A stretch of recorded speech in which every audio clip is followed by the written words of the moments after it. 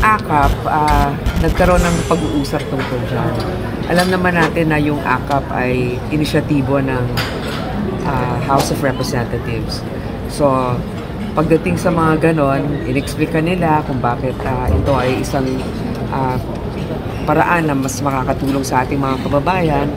Ito naman ay ating pinakinggan at pinagbigyan rin. Kaya lamang, hindi namin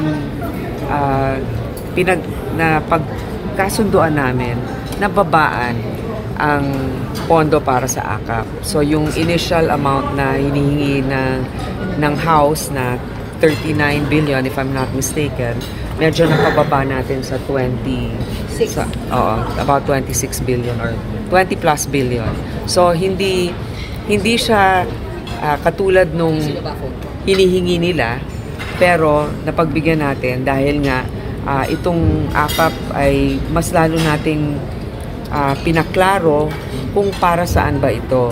So ito ay para pangtulong dun sa mga nangangailangan na minimum wage earners na apektado ng mga sitwasyon o kaya ng inflation ngayon. So ngayon mas malinaw na talagang dapat minimum wage earners and below. Meron participation ngayon sa AKAP. Pero syempre, ito ay nilinaw natin yung mga guidelines para dito kasi dati ito ay sa House initiative lamang.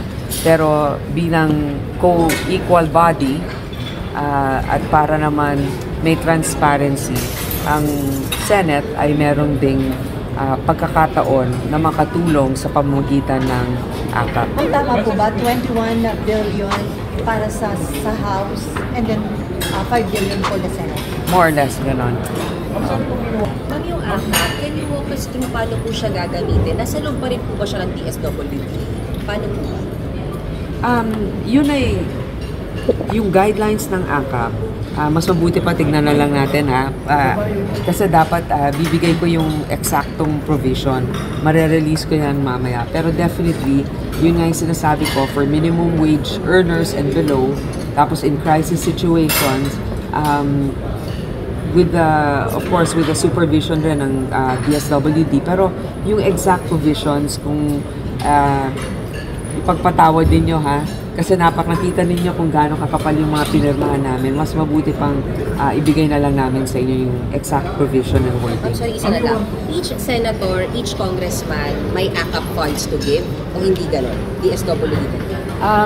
Siyempre, depende sa pangangailangan yon, di ba? Hindi naman ibig sabihin lahat kailangan ay meron. Depende din sa lugar ng, halimbawa, ng mga kongresista kung mas may nangangailangan dun sa kanilang lugar. Di ba? Hindi naman pwedeng sabihin na ito yung magiging, hindi naman yan entitlement, di ba? Nasa pangangailangan ng constituency mo yan.